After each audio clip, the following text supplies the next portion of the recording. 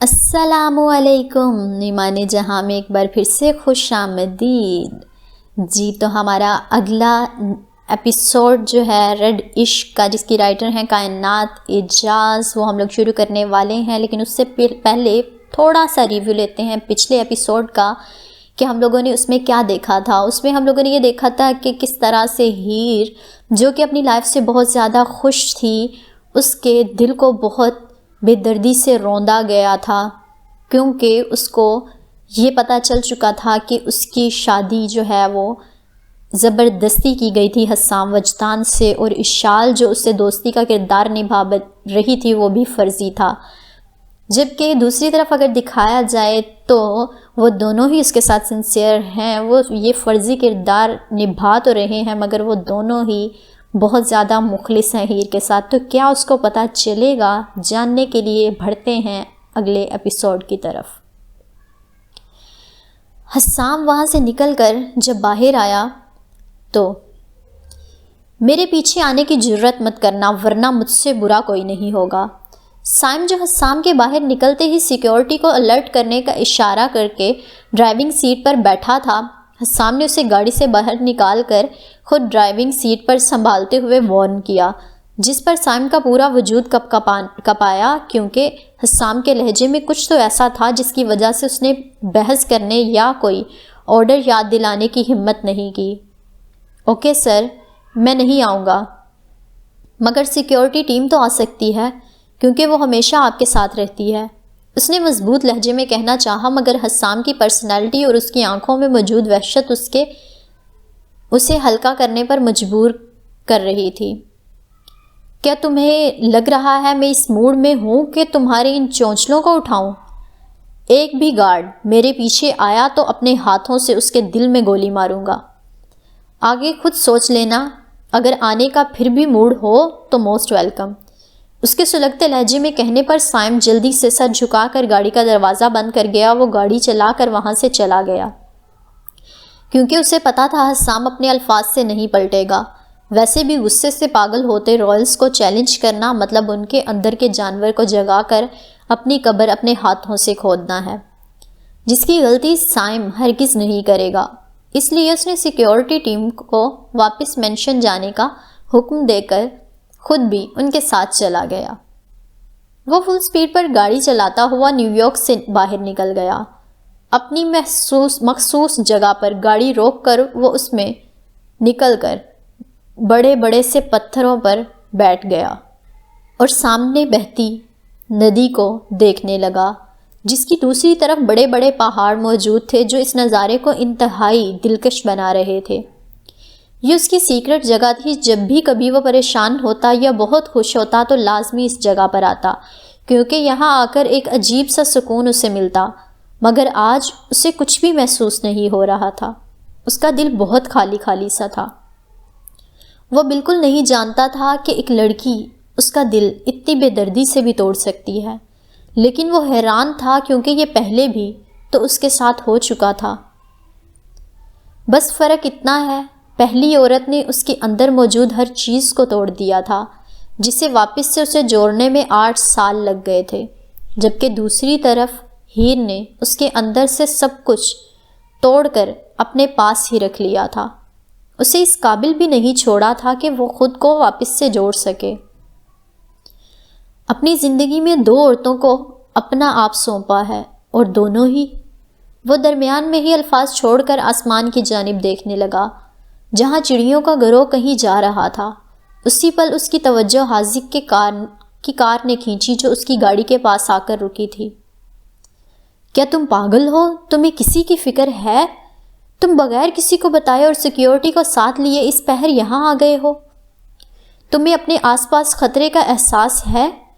کوئی بھی تم پر حملہ کر کے تمہاری جان لے سکتا ہے، کوئی پتہ ہے کون سا دشمن کہاں گھوم رہا ہے؟ حاذق اس کے قریب آ کر سلگتی نگاہوں سے اسے دیکھتے ہوئے پوچھنے لگا۔ ہاں تو کیا ہے، اس دنیا سے ایک جان کم ہو جائے گی، تمہاری مشکلیں ختم ہو جائیں گی، وہ سامنے بہتے پانی کو دیکھتے ہوئے پرسکون لہجے میں بولا۔ او گوڈ حسام، کیا بکواس کر رہے ہو؟ وہ اس کا رخ اپنی جانب کر کے شوق سے بولا۔ میرا گپ شپ لگانے کا کوئی خاص موڈ نہیں ہے، اس لیے اپنا یہ منہ بند کرو اور گھر چلو۔ ویسے بھی میں جانتا ہوں کس سے میری کتنی فکر ہے۔ وہ تلخ لہجے میں کہہ کر اپنی گاڑی کی جانب بڑھ گیا۔ حسام، کیا ہوا ہے؟ تم ٹھیک ہو؟ اور یہ تمہارے ہاتھ کو کیا ہوا ہے؟ حاذق نے اس کا راستہ روکتے ہوئے پوچھا، مگر جیسے ہی اس کی نگاہ اس کے ہاتھ پر گئی تو وہ اسے پکڑتے ہوئے فکر مندی سے بولا، جہاں اب خون جم چکا تھا۔ کچھ نہیں ہوا۔ ہاں میں ٹھیک ہوں۔ اگر نہیں بھی ہوں تو اس سے تمہارا کوئی لینا دینا نہیں۔ اپنے کام سے کام رکھو حاذق۔ وہ اپنا ہاتھ کھینچ کر کہتا اسے اپنے راستے سے ہٹا کر اپنی گاڑی میں جا بیٹھا تھا اور پھر اسے سٹارٹ کر کے وہاں سے نکل گیا۔ حاذق نے سیکیورٹی گارڈز کو اس کا پیچھا کرنے کا اشارہ کیا اور خود ہارے ہوئے وجود کے ساتھ اپنے بالوں میں ہاتھ چلانے لگا۔ حسام، آخر کب تک مجھے یوں سزا دو گے؟ جب لگتا ہے ہم پاس آ رہے ہیں میری امید بڑھنے لگی۔ تم اچانک سے کہیں سے آتے ہو اور اس امید کو چکنا چور کر دیتے ہو۔ یار مجھے میرا بھائی چاہیے، میں مس کرتا ہوں تمہیں۔ میں کیا کروں؟ کیسے سب ٹھیک کروں؟ وہ خود سے بڑبڑاتا اپنی گاڑی میں بیٹھ کر اس کے پیچھے چلا گیا۔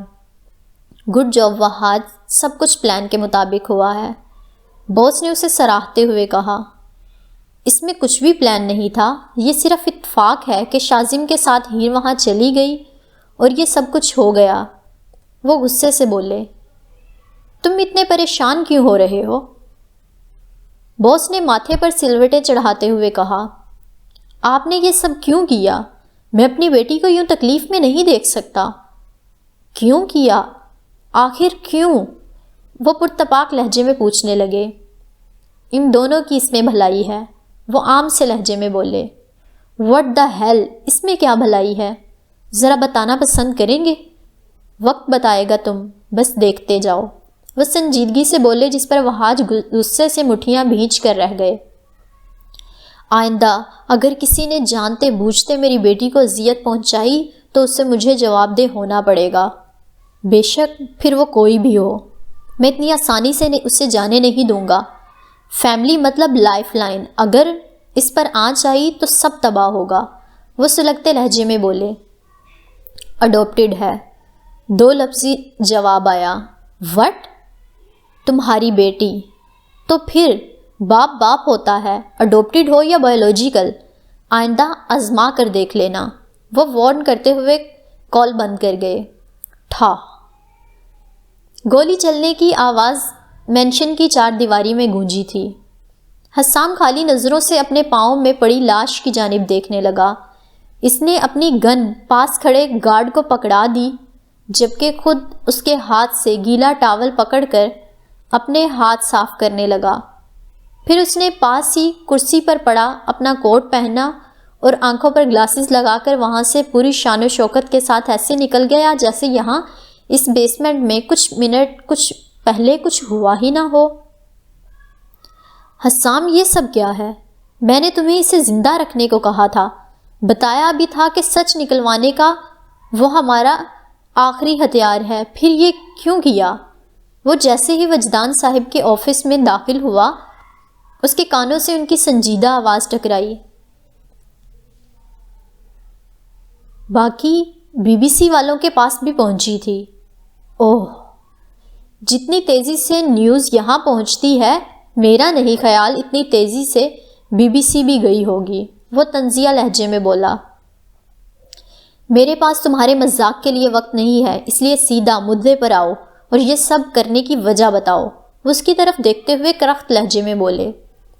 میں نے پتہ لگوا لیا ہے، بوس کے مینشن پر کس نے حملہ کروایا تھا۔ تو پھر تم نے اس آدمی کو جان سے کیوں مار دیا؟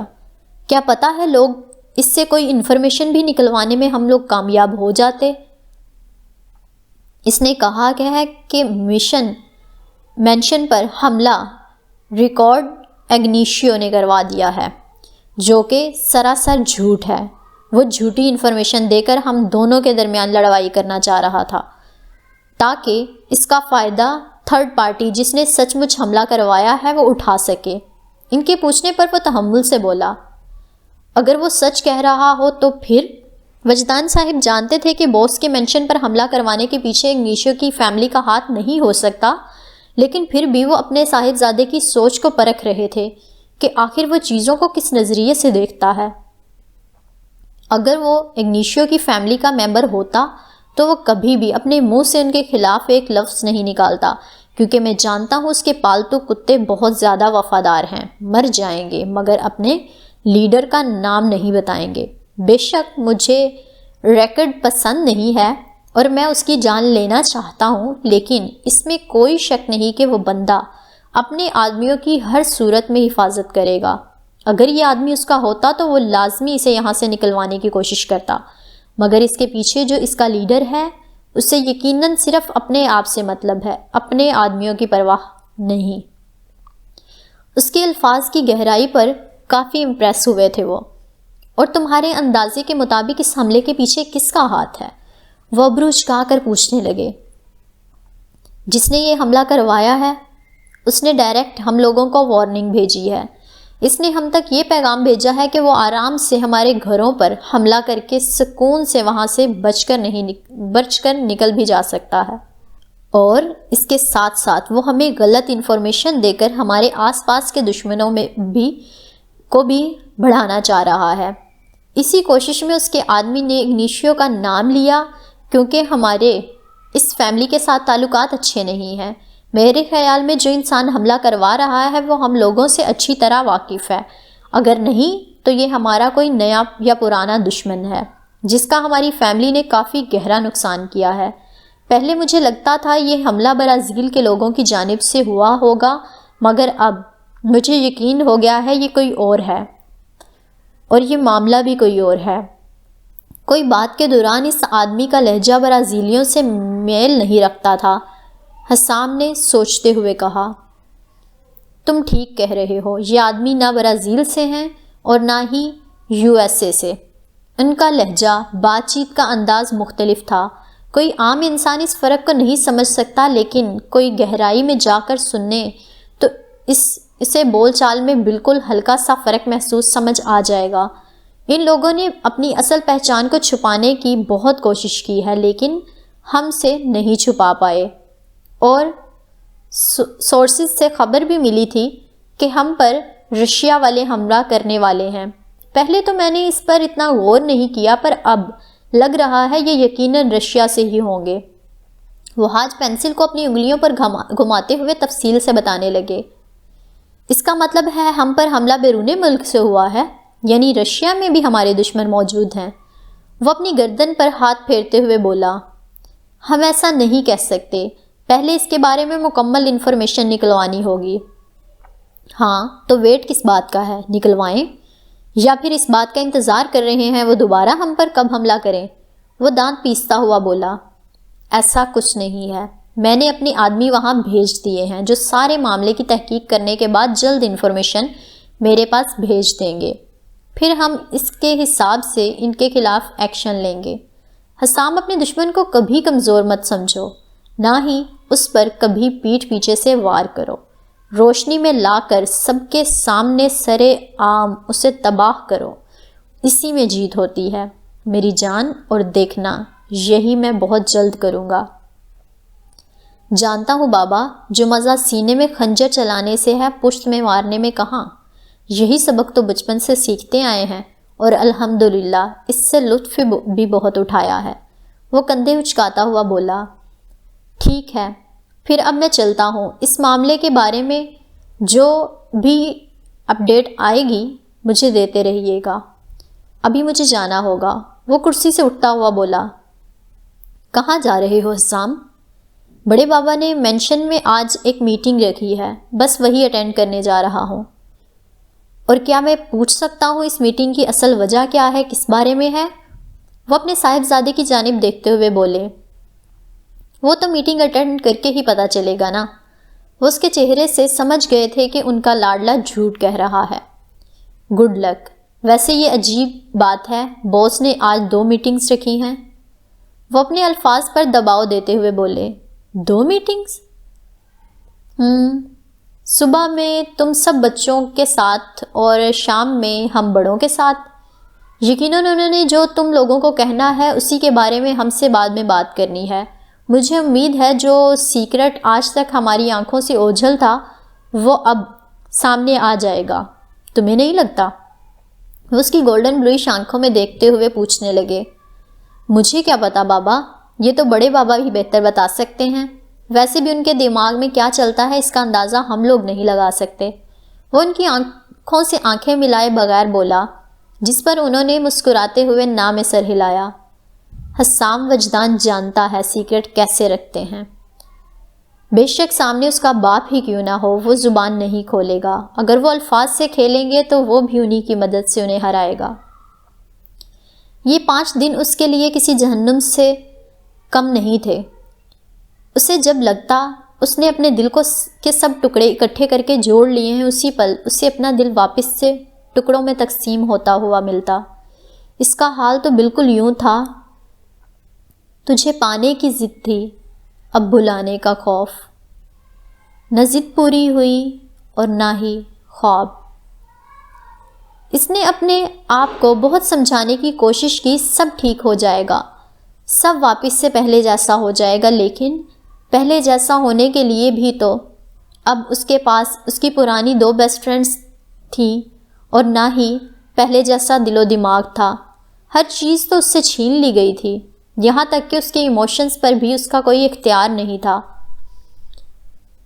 آنکھیں وہ جو اس بہرحم کو دیکھنے کو ترستیں، دل وہ جو اس بے حس کے نام پر دھڑکتا، زبان وہ جو اس کا پتھر دل کا نام لیے بنا نہ تھکتی، دماغ وہ جو اس ظالم کی سوچوں سے ایک پل بھی رہائی نہ دیتا، کان وہ جو اس کی آواز سننے کو تڑپتے۔ مختصراً یہ کہ اس ایک شخص نے اسے سر تا پاؤں برباد کر کے کسی قابل نہیں چھوڑا تھا، لیکن اسے ہمت کرنی تھی، واپس سے خود کے لیے لڑنا تھا، اس دنیا کو بتانا تھا کہ جتنی بے رحمی سے مجھے توڑو گے اتنی ہمت سے میں طوفان بن کر تمہارا مقابلہ کروں گی۔ بس یہی حوصلہ اور ہمت اکٹھا کر کے آج وہ میٹنگ پر جا رہی تھی۔ گڈ مارننگ گڑیا، آئمہ بیگم نے اس کے چہرے کو اپنے ہاتھ سے چھوتے ہوئے محبت سے کہا۔ Morning aunty. ان کی محبت پر نہ چاہتے ہوئے بھی اس کے لب مسکرائے، کیونکہ پچھلے سبھی دنوں انہوں نے اس کا بہت زیادہ خیال رکھا تھا۔ بلیک فیملی نے اس کی خدمت کرنے اور پیار دینے میں کوئی کسر نہیں چھوڑی تھی۔ اتنی محبتوں میں بھی اسے پتہ نہیں کیوں ایک شخص نہیں بھولتا تھا، بلکہ اس کی محبت اس شخص کے لیے کم ہونے کی بجائے مزید بڑھتی جا رہی تھی، جس کی شکایت آج کل وہ مسلسل روزانہ نمازوں کے دوران اللہ سے کرتی۔ کیسی ہے میری جان کی اب طبیعت؟ پچھلے دنوں سے روزانہ ان کی جانب سے کیا جانے والا سوال پوچھا گیا۔ جی میں بالکل ٹھیک ہوں، اس نے بھی اپنا رٹا رٹایا سا جواب دیا، کیونکہ وہ انہیں سچ نہیں بتا سکتی تھی جس پر وہ سانس کھینچ کر رہ گئیں۔ وہ ماں تھیں، اپنے بچے کی تکلیف اور اس کا جھوٹ کیسے نہیں پکڑتیں، لیکن انہوں نے بات کو زیادہ نہیں کریدا اور ہاں میں سر ہلا کر اسے ناشتہ کرتے ہوئے دیکھنے لگیں، پھر اس سے اپنی نگاہ ہٹا کر خود بھی ناشتہ کرنے لگیں۔ اب ہمیں نکلنا چاہیے کیونکہ میٹنگ شارپ 10:30 ہے۔ شازم نے اپنی ماما کے رخسار کو اپنے لبوں سے چھو کر ٹیبل سے اٹھتے ہوئے کہا، کیا تم بھی اس میٹنگ کا پارٹ ہو؟ ہیر نے دھڑکتے دل سے پوچھا اور مختلف اقسام کے خیال اس کے دماغ پر چھانے لگے، جیسا کہ وہ بھی حسام اور اشال کی طرح اس کے مشن کے بارے میں پہلے سے سب کچھ جانتا تھا، اور شاید وہ لوگ بھی مشن کی وجہ سے ہی اس کے ساتھ اتنے پیار سے رہ رہے تھے۔ خوف سے اس کے ہتھیلیاں نم ہونے لگیں، کیونکہ مزید دھوکہ سہنا اس کی سکت اس میں نہیں تھی۔ ہاں کل باس نے کال کر کے میٹنگ کے بارے میں انفارم کیا تھا، لیکن مجھے نہیں پتا اس کے پیچھے وجہ کیا ہے۔ اس کے جواب پر ہیر نے سکون بھرا سانس کھینچا۔ ٹھیک ہے چلو چلتے ہیں۔ وہ ٹیشو پیپر سے اپنے ہاتھ صاف کر کے اس کا بازو پکڑ کر باہر کی جانب لے جاتے ہوئے بولی۔ وہ دونوں مینشن میں پہنچے تو ایک گارڈ ان دونوں کو ایک بڑے سے میٹنگ روم میں لے گیا، جہاں داخل ہوتے ہی ہیر کی ملاقات ہنستی مسکراتی اشال سے ہوئی۔ وہ اسے دیکھتے ہی اس کی جانب لپکی اور اسے اپنی باہوں میں چھپا گئی، جبکہ ہیر اپنی جگہ پر منجمد ہوئی، اس کے حصار کو محسوس کرنے لگی۔ جب ہیر کی جانب سے کوئی رد عمل نہیں ہوا تو اشال پریشانی سے اس سے دور ہو گئی۔ تم ٹھیک ہو؟ اشال فکر مندی سے پوچھنے لگی، جس پر وہ غصے سے اپنی مٹھیاں بھینچ کر رہ گئی۔ اس سوال سے وہ پہلے ہی بہت تنگ تھی، اوپر سے اشال کا یہی سوال کرنا سونے پر سہاگا۔ اس کی جھوٹی فکر پر ہیر کا دل کیا اس کے منہ پر زور سے پنچ دے مارے اور اسے کہے کہ میرے سامنے اپنا یہ ڈرامہ بند بھی کر دو، اور اس سے یہ بھی پوچھے کہ کیا ایک گھٹیا مشن تمہارے لیے اتنا ضروری ہے جس کے لیے تم نے دوستی جیسے خوبصورت رشتے کا مذاق بنا کر رکھ دیا؟ کیسی لگ رہی ہوں تمہیں میں؟ اس نے اپنے سینے پر بازو باندھتے ہوئے تلخ لہجے میں پوچھا۔ آخر ہوا کیا ہے؟ وہ اس کے کندھوں پر ہاتھ رکھتے ہوئے انتہائی نرمی سے پوچھنے لگی، جس پر ہیر نے اس کے ہاتھ اپنے کندھوں سے جھٹک دیے اور اس سے 2 قدم دور ہوئی، جبکہ اشال شوق سے اس کی طرف دیکھنے لگی۔ الحمدللہ، تمہاری دعاؤں سے میں بالکل تندرست ہوں، وہ طنزیہ مسکرا کر کہتی اپنی کرسی کی جانب بڑھ گئی، جبکہ اشال بھی اپنی حیرت پر قابو پا کر ایک کرسی پر جا کر بیٹھ گئی۔ ٹھیک 10:30 بجے باس میٹنگ روم میں داخل ہوئے۔ ان کی آمد پر سب احترام سے کھڑے ہو گئے۔ جیسے ہی انہوں نے ہیڈ چیئر سنبھال کر ان سب کو بیٹھنے کا اشارہ کیا تو وہ لوگ بھی اپنی کرسیاں سنبھال کر بیٹھ گئے۔ ہیر نے نظر گھما کر اس روم میں موجود لوگوں کی جانب دیکھا جہاں بالکل سامنے آؤن، ایرک اور نبان بیٹھے تھے۔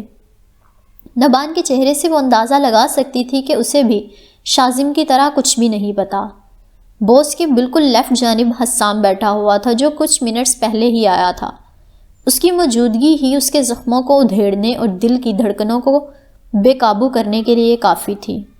وہ بغیر پلکیں جھپکائے اس کی طرف دیکھنے لگی، جس کے چہرے پر سرد مہری تھی، جبکہ اس کی آنکھوں میں ایک عجیب سی ڈارکنیس تھی جو ہیر نے پہلے کبھی نہیں دیکھی تھی۔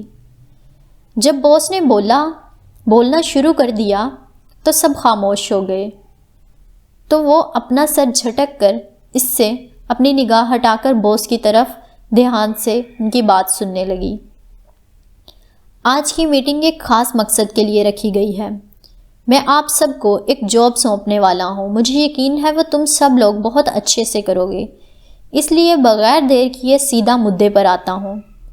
سورسز سے خبر ملی ہے کہ رشیا سے ایک مافیا فیملی ہمیں اپنا ٹارگٹ بنانے کا سوچ رہی ہے، اور یہ فیملی کوئی اور نہیں بلکہ اولیاندی ہے، جو لاسٹ اٹیک مینشن پر ہوا تھا۔ ہمیں لگتا ہے یہ بھی ان لوگوں کی جانب سے ہی ہوا ہے، اس لیے زیادہ چیزیں خراب نہ ہوں تو میں نے ان کے مین باس سے رابطہ کر کے ہم لوگوں کے درمیان تعلقات کو ٹھنڈا کرنے کا سوچا ہے، جس کے لیے میں نے بچوں کو ایک دوسرے کی یونیورسٹیز میں ٹرانسفر کرنے کا مشورہ دیا، جس کے نتائج میں اب ہمیں وہاں سے بچے ہماری یونیورسٹیز اور ہمارے بچے ان کی یونیورسٹیز میں تعلیم حاصل کرنے جائیں گے۔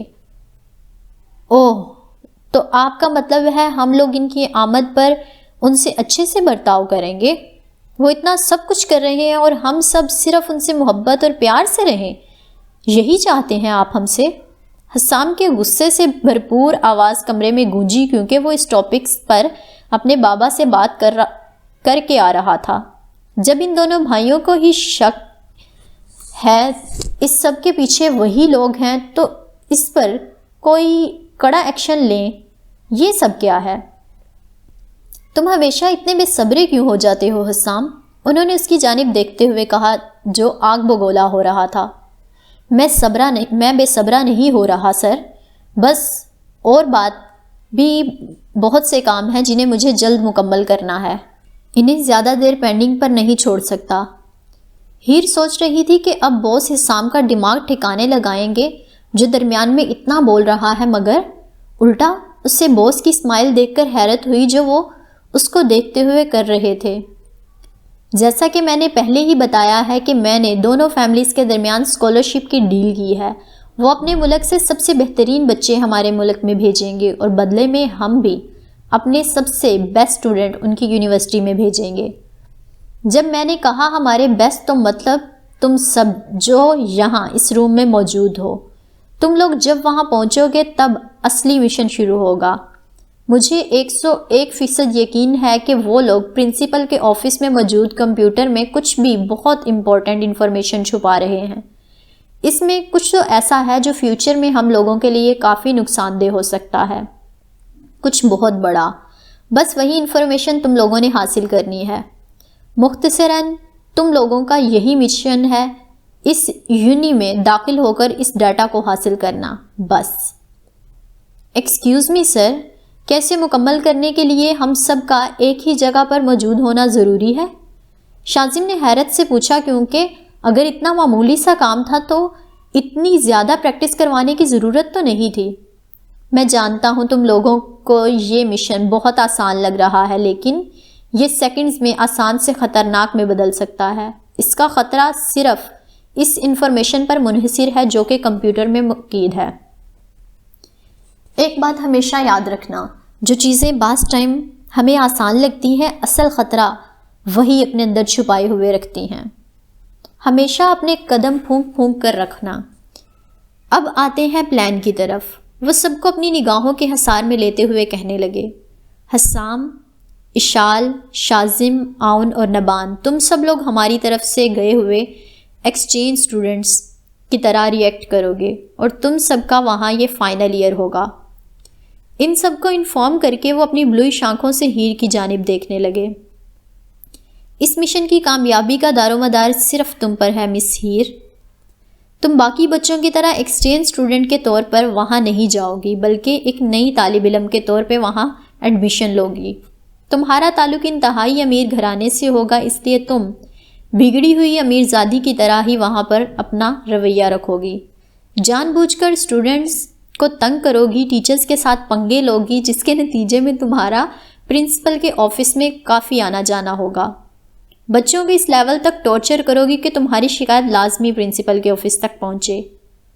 وہ اسے اس کا کردار سمجھاتے ہوئے بولے، جس پر ہیر اس کی طرف دیکھتے ہوئے اپنی اپوزیشن کے بارے میں سوچنے لگی۔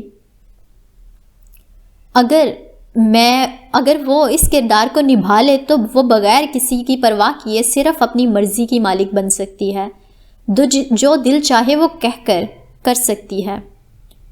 اوکے، میں بگڑی ہوئی امیر زادی بننے کے لیے تیار ہوں، جو آئے روز مشکلات پیدا کرے گی۔ وہ سب کو دکھانا چاہتی تھی کہ وہ کمزور نہیں ہے، اس لیے باس کی طرف دیکھتی ہوئی پر اعتماد لہجے میں بولی، نہیں، ہیر ایسا کچھ نہیں کرے گی۔ میرا نہیں خیال یہ اس کے لیے محفوظ رہے گا۔ اس طرح وہ ہر پل لوگوں کی توجہ کا مرکز بنی رہے گی، جو کہ اس کے لیے ٹھیک نہیں ہے۔ اس سے اسے کوئی بھی نقصان پہنچ سکتا ہے۔ اس سے پہلے باس ہیر کی بات سے مطمئن ہو کر کچھ کہتے، حسام کی دو ٹوک آواز سب کے کانوں سے ٹکرائی۔ اگر میں نارمل بچوں کی طرح رویہ رکھوں گی تو پرنسپل کے آفس میں کیسے جاؤں گی؟ تمہارے پاس اس کا کوئی جواب ہے؟ حسام وجدان، اس بار میں وکٹم نہیں بنوں گی۔ جو میرا دل کرے گا میں وہی کروں گی۔ اس بار قوانین میرے ہوں گے، کسی اور کے نہیں۔ اس لیے برائے مہربانی میرے کام میں آپ مداخلت نہیں کریں، اپنی ڈیوٹی نبھائیں۔ وہ مضبوط لہجے میں ایک ایک لفظ چبا کر بولی، جس پر وہ پرتپش نگاہوں سے اس کی طرف دیکھنے لگا۔ اپنی ڈیوٹی ہی نبھا رہا ہوں، اس لیے فیوچر میں ہونے والے نقصان سے بچانے کا بھی ابھی سے ایڈوانس میں مشورہ دے رہا ہوں۔ وہ ایک ایک لفظ چبا کر بولا، میرا نہیں خیال میں نے آپ سے مشورہ مانگا تھا۔ وہ بھی ترکی بترکی بولی، جس پر جہاں زیب صاحب کے لب مسکرانے لگے، کیونکہ انہیں اپنے کیے ہوئے کام کا اثر نمایاں دکھ رہا تھا۔ تو میڈم، آپ کو دیا کس نے ہے؟ میرے خیال میں ہیڈ کرسی پر بیٹھے سر سے مخاطب تھا۔ وہ اس کی ڈارک براؤن آنکھوں میں دیکھتا ہوا بولا، دونوں چپ کر جاؤ، اب دونوں کی ہی آواز مجھے سنائی نہ دے۔ اس سے پہلے ہیر اسے کوئی اور کھرا سا سناتی جواب باس کی آواز سے اسے چپ لگی۔ تم لوگوں کا پتہ چل گیا ہے، تم لوگوں کا کیا کردار ہے۔ اب آتے ہیں تم لوگوں کی شناخت کی طرف۔ حسام اور باقی سب اپنی اصل پہچان ہی سب کو بتائیں گے، جبکہ ہیر تمہارا نام ہیلینا ایوانیو، جس کا تعلق یوکرائن میں موجود نامی گرانی امیر فیملی سے ہے، تم بار بار فیل ہو رہی ہو، جس سے تنگ آ کر تمہارے والدین نے تمہیں رشیا کی یونی میں پڑھنے بھیج دیا ہے۔ وہاں جا کر تم کچھ لڑکیوں سے دوستی کرو گی تاکہ تم پر کسی قسم کا شک و شبہ نہ ہو۔ تم ہر پل حسام اور باقی سب کے ساتھ کانٹیکٹ میں رہو گی۔ ہمارا ٹیکنیکل سٹاف تم سب کو مانیٹر سائز کے ایئر پیس دے دے گا جو آپ لوگ دن رات ہر وقت اپنے کانوں میں لگائے ہوئے رکھو گے، اور تم لوگوں کو وہاں بولنے میں بھی کوئی دقت پیش نہیں آئے گی کیونکہ وہ لوگ انگلش زبان کو استعمال کرتے ہیں جو آپ سب کو ہی ماشاءاللہ بہت اچھی آتی ہے۔ کوئی سوال؟ آپ کو نہیں لگتا اس پلان میں ابھی بھی کچھ کمی ہے؟ کیونکہ تالیہ ہیر کے بارے میں سب جانتی ہے اور جہاں تک مجھے پتا ہے وہ اس یونی کی طالبہ ہے۔ حاذق نے تجسس سے پوچھا جو کہ باس کے رائٹ جانب بیٹھا ہوا تھا۔ میں نے اس بارے میں سوچا تھا جس کا میں نے حل نکال لیا ہے۔ اسے اس کے انکل کے پاس فرانس میں بھجوا دیا گیا ہے۔ اگلے سمر تک وہ واپس نہیں آئے گی، اس لیے بے فکر رہو، انہوں نے سنجیدگی سے جواب دیا۔ حاذق کا اس سب میں کیا کردار ہے؟ میرا نہیں خیال اس کی پرسنالٹی کو واپس سے اسٹوڈنٹ کا کردار سوٹ نہیں کرے گا۔ اشال نے اس کی عمر کا نشانہ بنا کر تنگ کرتے ہوئے کہا۔ تم ٹھیک کہہ رہی ہو کزن، مجھے طالب علم کا کردار نہیں جچے گا، اس لیے ابھی اس وقت تم اپنے میتھ کے پروفیسر سے بات کر رہی ہو جو تمہارے نیکسٹ ایئر تک رہیں گے۔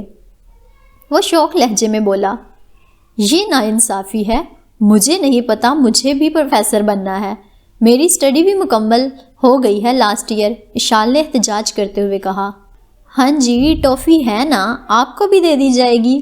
حاذق نے اس کی طرف دیکھتے ہوئے شرارت سے کہا جس پر وہ اسے گھورنے لگی، جیسے کہ اشال، میں چاہتا ہوں ایک سمجھدار اسٹوڈنٹ بھی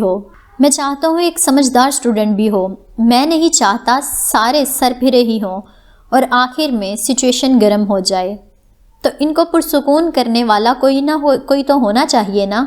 ان حالات میں تم بہتر آئیڈیاز نکال کر سچویشن سنبھال سکتی ہو۔ اس سے پہلے وہ کچھ کہتی جو عظیم نے اسے ٹوکتے ہوئے کہا، جس پر وہ ہاں میں سر ہلا کر رہ گئی۔ اس میٹنگ کو ختم کرنے سے پہلے آخری بات تم لوگوں کی رہائش گاہ کے بارے میں۔ حسام اور باقی سب لوگ وہاں موجود ہمارے ولا میں رہیں گے، جبکہ ہیر تم یونی کی جانب سے دیے گئے ہاسٹل میں رہو گی۔ باس اپنے پلان سے ان کو روبرو کروانے لگے، جبکہ حسام کو ان کی بات بالکل ٹھیک نہیں لگ رہی تھی، لیکن وہ جانتا تھا وہ اپنے الفاظ سے ان کا ذہن تبدیل نہیں کر سکتا، اسی لیے فی الحال کے لیے خاموشی سے ان کی بات سنتا رہا۔ 2 ہفتوں کے بعد تم سب لوگ رشیا کے لیے فلائی کرو گے، جبکہ ہیر تم ان سب سے علیحدہ ہمارے پرائیویٹ جیٹ پر جاؤ گی۔ کوئی سوال؟ انہوں نے آخر میں ان سب کو بھی اپنی رائے دینے کا موقع دیا۔ جب کسی کی طرف سے کوئی سوال نہیں آیا تو وہ انہیں گڈ لک کہہ کر وہاں سے چلے گئے۔ اشال کو بھی اپنے پاپا سے ملنا تھا، اس لیے وہ بھی ان کے پیچھے پیچھے وہاں سے چلی گئی، جبکہ ہیر نے دل میں لاکھ بار شکر ادا کیا کہ اس نے واپس سے بات کرنے کی کوشش نہیں کی۔ وہ بیٹھ کر آفس میں موجود خوبصورت پینٹنگ کا معائنہ کرنے لگی، ساتھ شازم کے فارغ ہونے کا انتظار جو کہ حاذق کے ساتھ باتوں میں مصروف تھا۔ کیا ہم دونوں اکیلے میں بات کر سکتے ہیں؟ حسام نے اس کے قریب آ کر پوچھا جو پینٹنگ میں کھوئی ہوئی تھی۔ ضرور، اس کی جانب دیکھتے ہوئے سکون سے بولی، جس کی حسام کو ہرگز توقع نہیں تھی۔ بہرحال اس نے اسے آگے چلنے کا اشارہ کیا اور اپنے ساتھ گارڈن سائڈ میں لے گیا۔ کیسی ہو؟ وہ اپنی پاکٹس میں ہاتھ ڈال کر اس کے چہرے کو دیکھتے ہوئے پوچھنے لگا، جو سراہتی نظروں سے رنگ برنگے پھولوں کو دیکھ رہی تھی۔ تم سے مطلب؟ وہ وہاں سے نظر ہٹا کر ابرو چکاتے ہوئے بولی، مطلب ہے تو پوچھ رہا ہوں بیمبولا، کیسے گزرے آخری 5 دن؟ وہ اس کی ڈارک براؤن آنکھوں میں دیکھتے ہوئے پوچھنے لگا، جن میں پہلے جیسی رونق کہیں نہیں تھی۔ یہ سب دکھ رہا تھا۔ تم میرے ساتھ ایسے بات کر رہے ہو جیسے پچھلے دنوں ہمارے درمیان کچھ ہوا ہی نہیں ہو، جیسے ہمارا تعلق بہت خوشگوار ہے۔ وہ اسے گھورتے ہوئے بولی، ہاں تو کیا ہوا ہے ہمارے درمیان؟ کچھ بھی تو نہیں ہوا۔ وہ اپنی جیب سے ہاتھ نکال کر اس کی جانب قدم بڑھاتے ہوئے بولا، جبکہ وہ اس کے کی جانب بڑھتے قدم کے ساتھ پیچھے قدم لینے لگی۔ بس تمہارا پچھلے دنوں تھوڑا دماغ خراب ہو گیا تھا، مجھے لگا شاید اب تک ٹھکانے آ گیا ہوگا۔ کیوں نہیں آیا؟ جب وہ دیوار کے ساتھ جا لگی تو وہ اس کے دونوں اطراف سے اپنے بازو حائل کرتے ہوئے بولا، جس پر وہ دانت پیس کر رہ گئی۔ تم آخر خود کو سمجھتے کیا ہو؟ وہ اسے سلگتی نگاہوں سے دیکھتے ہوئے بولی۔ حسام وجدان، وہ کندھے اچکاتے ہوئے شوق لہجے میں بولا، جس پر وہ آنکھیں گھما کر رہ گئی۔ اس سے پہلے وہ کچھ کہنے کے لیے اپنا منہ کھولتی، حسام اس کی گردن کی جانب جھک کر اپنا لمس چھوڑنے لگا، جبکہ وہ شوق سے اپنی جگہ پر منجمد ہو گئی، کیونکہ اسے اس پل حسام سے ایسی بے باکی کی امید نہیں تھی۔ مجھ سے دور رہو۔ جب اس کی قربت برداشت سے باہر ہونے لگی تو وہ نم آنکھوں سے اسے خود سے دور دھکیلنے کی کوشش کرتے ہوئے بولی۔ وہ جیسا بھی تھا مگر اس کا عشق تھا۔ اس کی نزدیکی اس کی سانسوں کو بے ترتیب کرنے کا ہنر رکھتی تھی۔ اسی احساس کے خوف سے اس کی آنکھیں آنسوؤں سے بھرنے لگی تھیں۔ ہیر، مجھے اس بے رخی کی وجہ بتاؤ۔ آئی پرومس، میں سب ٹھیک کر دوں گا۔ وہ اس کی آنکھوں سے گرتے آنسوؤں کو اپنے لبوں میں سمیٹتے ہوئے بولا، جس پر وہ دھڑکتے دل کے ساتھ اسے دیکھنے لگی۔ ہیر، اب مت پگھلنا پلیز، تمہیں خدا کا واسطہ، وہ صرف ڈرامہ کر رہا ہے۔ یہ اتنی کیئر صرف مشن کے لیے ہے، اسے تمہاری کوئی پرواہ نہیں ہے۔ اس کا دماغ بڑبڑایا، جس پر اس نے ہوش میں آ کر مکمل زور لگا کر اسے خود سے دور دھکیلا، جس پر وہ سرخ ہوتی آنکھوں سے اسے دیکھنے لگا، کیونکہ اسے دھتکارا جانا ہرگز پسند نہیں تھا۔ ٹھیک کر دو گے؟ ہیر نے کہہ کر خشک سا کہکا لگایا۔ حسام وجدان، مجھے تمہاری یہ شکل ہی نہیں دیکھنی۔ وہ اس کے چہرے کی جانب اشارہ کرتے ہوئے بولی، جہاں وہ اس کے الفاظ پر اپنی آنکھیں بند کر گیا۔ ایکچولی نہ میرا دل بھر گیا ہے تم سے، تمہیں دیکھنے کو دل ہی نہیں کرتا۔ تمہیں دیکھ کر مجھے، اس سے پہلے وہ اپنے الفاظ مکمل کرتی، وہ اس کی گردن اپنے ہاتھ میں لے کر اسے دیوار سے لگا گیا۔ کہتے ہیں انسان کو اتنا ہی بولنا چاہیے جتنا بعد میں اس میں سننے کی برداشت ہو میری جان۔ وہ اس کی گردن پر دباؤ بڑھاتے ہوئے پھنکارا، جس پر وہ اسے تکلیف سے دیکھنے لگی۔ مجھے تمہارے ساتھ باہر ہی نہیں آنا چاہیے تھا۔ دیکھا ہے کبھی خود کو؟ انسانی شکل میں بھیڑیے ہو تم۔ وہ اس کے ہاتھ کی جانب اشارہ کرتے ہوئے غصے سے گرائی، جہاں وہ اس کی گردن کو دبوچے ہوئے تھا۔ اور ایسا کون بنا رہا ہے مجھے؟ وہ اس کی گردن کو چھوڑ کر اس کے بازو کو بے دردی سے پکڑتے ہوئے پوچھنے لگا، جس پر وہ درد سے کرا اٹھی۔ تم ہیر پولارڈ، تم؟ ایسا نہیں ہوں میں جو تم مجھے بنا رہی ہو۔ وہ غصے سے اس کے بازو کو چھوڑ کر بے بسی سے اپنے بالوں میں ہاتھ پھیرتے ہوئے بولا۔ اس کے الفاظ پر وہ منہ کھولے اس کی طرف دیکھنے لگی، کیونکہ اس نے تو کبھی اس کے ساتھ کچھ غلط نہیں کیا تھا۔ پھر یہ الزام کیوں؟ وہ افسوس سے نہ میں سر ہلا کر بغیر اسے جواب دیے اس سے دور جانے لگی، جبکہ اس کی آنکھوں سے آنسو نکل کر اس کے گالوں کو چومنے لگے۔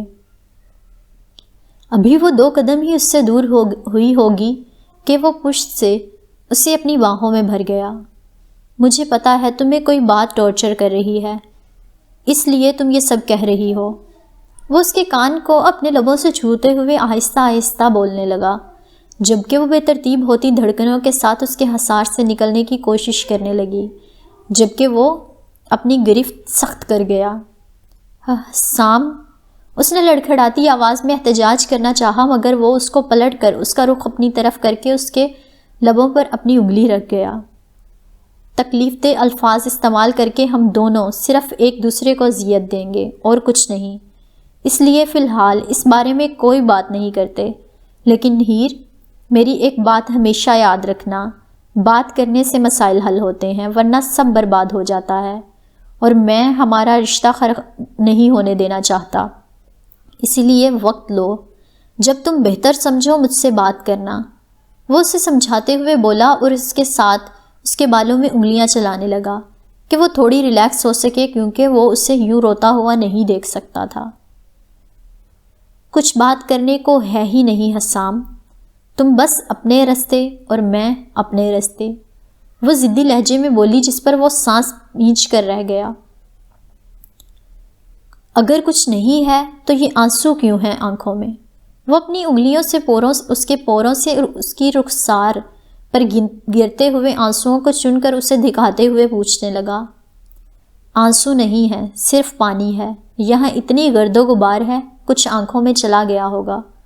وہ اس سے دور ہوتے ہوئے بولی جس پر وہ نہ میں سر ہلا کر اپنے ہاتھ سے اس کے گال کو سہلانے لگا۔ کچھ سیکنڈز ایسے ہی اس کے ہاتھ کو اپنے چہرے پر محسوس کر کے وہ اس سے دور ہوئی تاکہ جلد سے جلد شازم کو ڈھونڈ کر یہاں سے نکل سکے، کیونکہ اگر وہ حسام کے آس پاس رہی تو وہ جلد اس کا دل اور دماغ اس کے سامنے گھٹنے ٹیک دیں گے، جو وہ ہرگز نہیں چاہتی تھی۔ تم جانتی ہو نا، 2 ہفتوں کے بعد ہم لوگ رشیا چلے جائیں گے۔ وہاں ہم دونوں کی ملاقات نئے لوگوں سے ہوگی، ادھر سب کچھ نیا ہوگا، جس کے چلتے ہم دونوں زیادہ تر مل نہیں پائیں گے۔ وہ اسے بازوؤں سے پکڑ کر اپنے سامنے کرتے ہوئے آہستہ آہستہ بولنے لگا، جبکہ وہ اس کے الفاظ کے سحر میں کھوئے ہوئے اس کی گولڈن بلوئش آنکھوں میں ڈوبنے لگی، جو بہت منفرد تھیں۔ ایسی نگاہیں اس نے آج تک کسی انسان کی نہیں دیکھی تھیں۔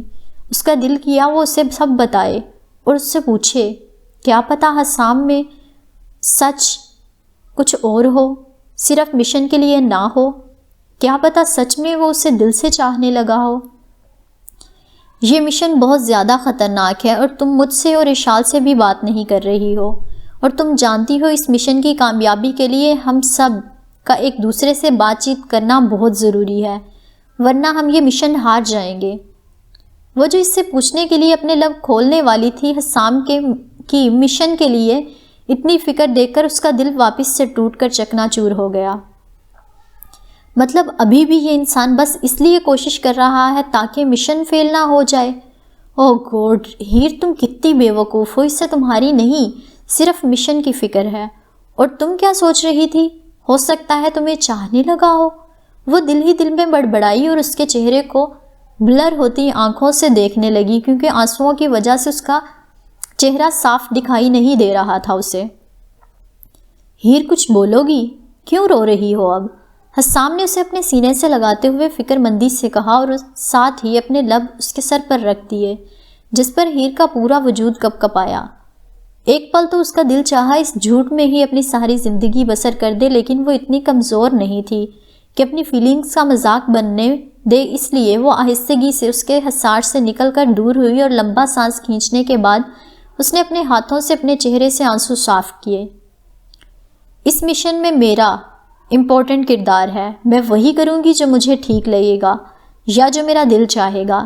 اس میں مجھے تمہاری یا اشال کی کسی قسم کی مدد کی ضرورت نہیں ہے۔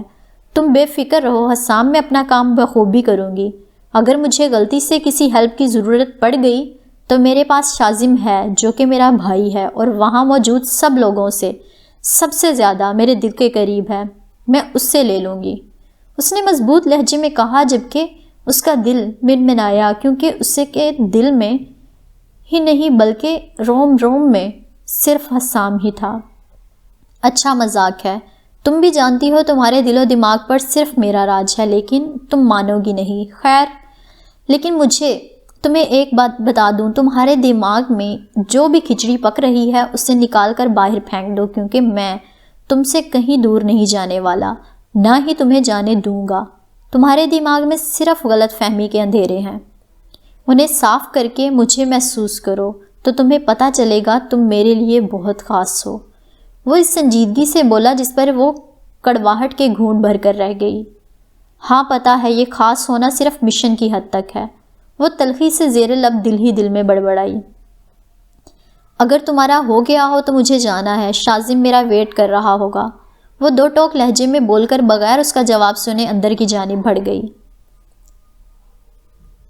آج تمہیں میری قدر نہیں ہے، لیکن ایک دن ہوگی، اور خیال رکھنا میری جان، تب تک دیر نہ ہو جائے۔ وہ اسے جاتا ہوا دیکھتے ہوئے بولا۔ شام کی میٹنگ سب بڑے باس کے ساتھ اس میں شامل تھے۔ باس ان کو پلان کے بارے میں بتا کر ان سب کی جانب دیکھنے لگا۔ تو اتنی ٹف ٹریننگ کے پیچھے اصل وجہ یہ تھی، وجدان صاحب نے خاموشی توڑتے ہوئے کہا۔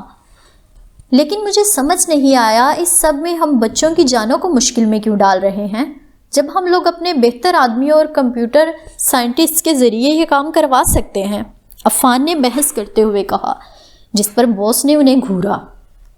پہلی بات، میں اپنے بچوں کی جان کو مشکل میں نہیں ڈالوں گا، وہاں ان سب کو سیکیورٹی ہر پل فالو کر رہی ہوگی، بے شک پھر وہ دن کا ٹائم ہو یا رات کا۔ دوسری بات، میں رشین فیملی کو بتانا چاہتا تھا کہ ان کے ایکشنز کا ہم لوگوں نے نوٹس نہیں لیا۔ جیسا کہ میں نے پہلے ہی بتایا ہے، میں نے ان لوگوں کے ساتھ امن کی ڈیل کی ہے، اس طرح وہ لوگ پرسکون ہو کر اپنے کام کو اطمینان سے جاری رکھیں گے، اور آخر میں بغیر ان کو بھنک لگے ساری انفارمیشن ہمارے پاس ہوگی۔ وہ سخت لہجے میں ایک ایک لفظ پر زور دیتے ہوئے بولے۔ آپ کو لگتا ہے ہیر یہ کام اچھے سے کر پائے گی، جب سارے کے سارے مشن کا دار و مدار ہی اس پر ہے؟ یاور نے پوچھ کر وہاج کی جانب اپنی انگلی کی۔ پلیز میری بات کا برا مت ماننا، مجھے تمہاری اڈاپٹڈ بیٹی کی صلاحیتوں پر کوئی شک نہیں، وہ جلدی سے بولا کیونکہ اس کے سامنے اس کی بیٹی کی صلاحیتوں پر سوال اٹھانا بے وقوفی تھی۔ اس کے ایسے کہنے پر وہاج نے نہ میں سر ہلایا، مطلب انہیں اس سوال پر کوئی اعتراض نہیں ہے۔ ہاں وہ اس میں کامیاب ہوگی کیونکہ مجھے اس پر مکمل بھروسہ ہے، اس کیمپ کی رپورٹ کے مطابق وہ اس مشن کے لیے بیسٹ ہے، باس نے پر اعتماد لہجے میں کہا۔ یہ آپ نے بہت پہلے پلان کیا ہوا تھا، وہاج کا ہیر کو اڈاپٹ کرنا اور یہاں لانا کوئی اتفاق نہیں تھا، اس سب کے پیچھے آپ تھے، مطلب سب کچھ پہلے سے ڈیسائیڈ کیا ہوا تھا، ٹھیک کہہ رہا ہوں نا؟ وجدان صاحب نے سنجیدگی سے کہا۔ ٹھیک کہہ رہے ہو، انہوں نے اس کی بات سے متفق ہوتے ہوئے کہا۔ میں جانتا ہوں آپ نے یہاں پلان بتانے کے لیے بلایا ہے، لیکن میں ایک بات صاف صاف بتا دوں، آپ نے بغیر مجھ سے مشورہ لیے میرے بچوں کو دشمنوں کے ایریا میں بھیجا ہے۔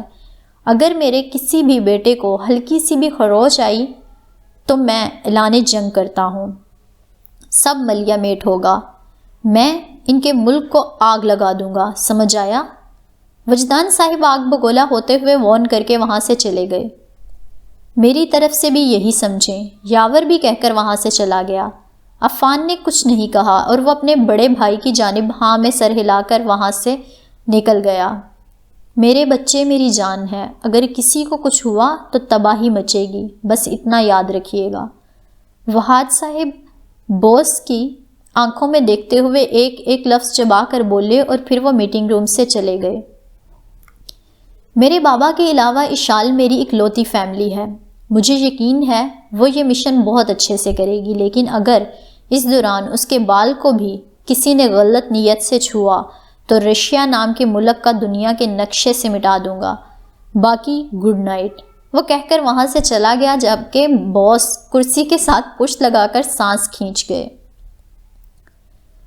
ایسے دھمکا رہے ہیں جیسے ان کے بچے چننے مننے کاکے ہیں، بھائی جوان ہیں، اپنی حفاظت کرنا جانتے ہیں، پتہ نہیں اس عمر میں بھی ان سب کا خون اتنا جوشیلا کیوں ہے۔ وہ ٹیبل سے پانی کی بوتل پکڑ کر منہ سے لگاتے ہوئے بولے، انہیں پتا تھا ان کے بھائیوں کی جانب سے ایسا ہی کچھ رسپانس آئے گا، لیکن وہ سب بچوں کی ذمہ داری لینے کو تیار تھا کیونکہ انہیں ان پر سب پر مکمل بھروسہ تھا۔ ان کے مطابق تو 2 ہفتے بعد اصل مزہ شروع ہونے والا تھا۔ جی تو اب یہ نیا مشن کیا ہیر کی زندگی میں کوئی طوفان لانے والا ہے یا کوئی نئی خوشی، یہ تو ہم لوگ جانیں گے اگلی قسط میں۔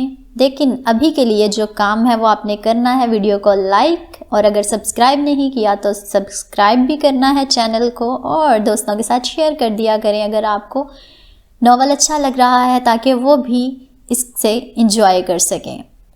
Thank you so much for watching. ملیں گے اگلی ایپیسوڈ کے ساتھ، تب تک کے لیے اللہ حافظ۔